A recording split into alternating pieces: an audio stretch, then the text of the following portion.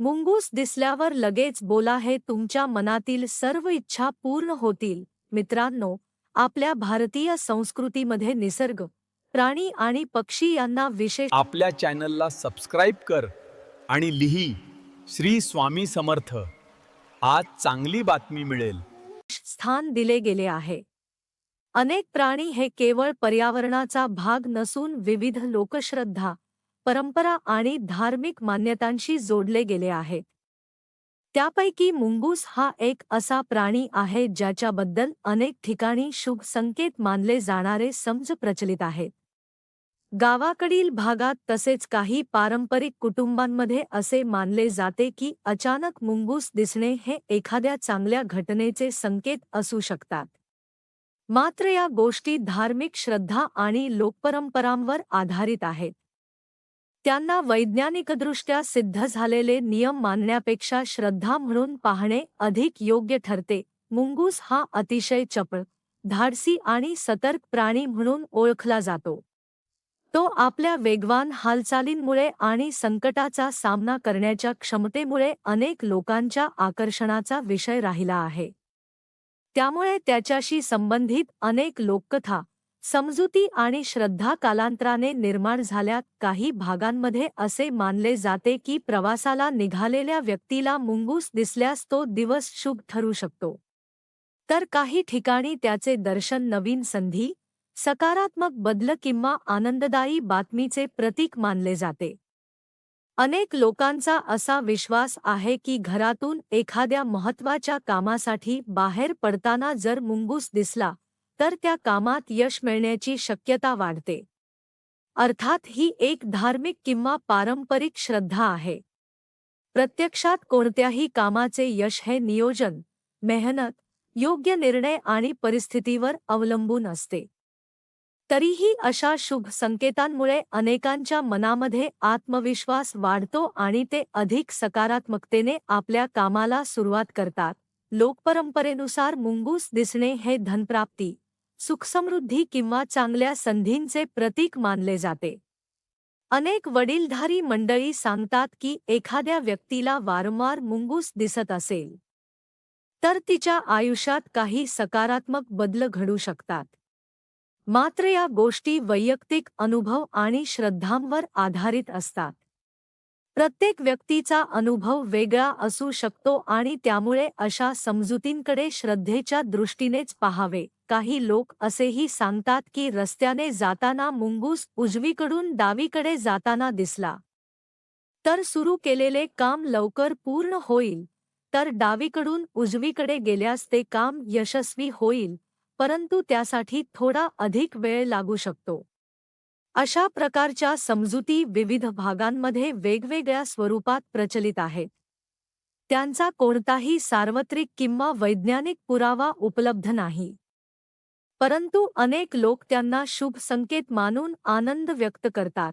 काही वेळा एकाच वेळी अनेक मुंगूस दिसल्यास ते मोठ्या सकारात्मक बदलाचे किंवा आनंददायी घटनांचे संकेत मानले जातात.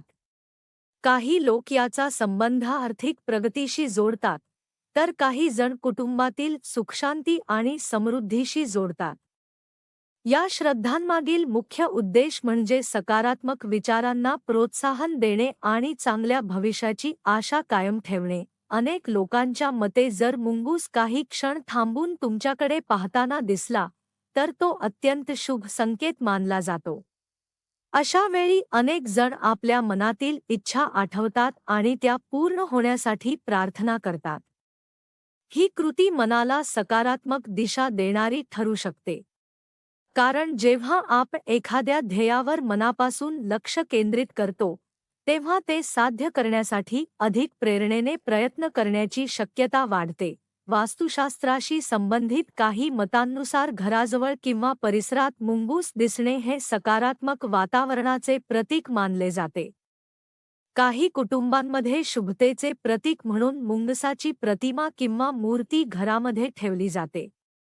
ही एक पारंपरिक श्रद्धा असून प्रत्येकजण ती मानेलच असे नाही. अशा गोष्टी श्रद्धेचा भाग म्हणून स्वीकारल्या जातात. लोककथांमध्ये असेही सांगितले जाते की ज्या भागामध्ये मोठ्या प्रमाणावर मुंगूस आढळतात त्या परिसरात काही विशेष ऊर्जा किंवा प्राचीन गुप्तधन असू शकते. मात्र यासाठी कोणताही ऐतिहासिक किंवा वैज्ञानिक पुरावा उपलब्ध नाही. त्यामुळे अशा गोष्टी लोककथा आणि पारंपरिक समज म्हणूनच पाहणे योग्य ठरते. कधी कधी रस्त्यावर मुंगूस आणि साप समोरासमोर आलेले किंवा झुंज देताना दिसतात. या दृश्याशी संबंधितही अनेक लोकश्रद्धा आहेत. काही जण याचा संबंध भविष्यातील अडचणींशी जोडतात, तर काही जण संघर्षानंतर यश मिळण्याचे प्रतीक मानतात. प्रत्यक्षात मात्र मुंगूस आणि साप यांच्यातील संघर्ष हा त्यांच्या नैसर्गिक वर्तनाचा भाग आहे. त्यामुळे अशा दृश्यांकडे अंधश्रद्धेपेक्षा निसर्गातील एक सामान्य घटना म्हणूनही पाहता येते.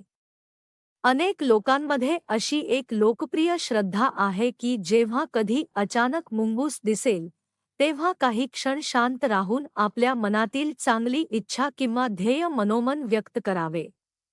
त्या क्षणी आपण आपले ध्येय पूर्ण झाल्याची सकारात्मक कल्पना करावी आणि त्यासाठी प्रामाणिक प्रयत्न करण्याचा संकल्प करावा. ही पद्धत धार्मिक श्रद्धेचा भाग असू शकते, परंतु मानसशास्त्रीय दृष्टीने पाहिले तर सकारात्मक कल्पनाचित्रण आणि स्पष्ट ध्येय निश्चित करणे यामुळे आत्मविश्वास वाढण्यास मदत होऊ शकते. महत्त्वाची गोष्ट म्हणजे केवळ इच्छा व्यक्त केल्याने किंवा शुभ संकेत पाहिल्याने कोणतीही गोष्ट आपोआप पूर्ण होत नाही. कोणतेही ध्येय साध्य करण्यासाठी सातत्यपूर्ण प्रयत्न, योग्य नियोजन, मेहनत आणि संयम आवश्यक असतो. शुभ संकेत आपल्याला मानसिक प्रेरणा देऊ शकतात, पण यश मिळवून देणारे खरे साधन म्हणजे आपले कर्म आणि चिकाटी होय. भारतीय तत्त्वज्ञानामध्येही श्रद्धेबरोबर कर्माला सर्वाधिक महत्त्व दिले गेले आहे. सकारात्मक विचार, आत्मविश्वास आणि प्रामाणिक प्रयत्न यांचा संगम झाला तर यशाची शक्यता वाढते. त्यामुळे मुंगूस दिसल्यावर इच्छा व्यक्त करायची असेल तर त्याचबरोबर ती पूर्ण करण्यासाठी आवश्यक असलेले प्रयत्न करण्याची तयारीही ठेवली पाहिजे. अनेक वेळा लोक शुभ संकेतांमुळे अधिक उत्साही होतात. त्यांना वाटते की आता आपले काम नक्की यशस्वी होईल.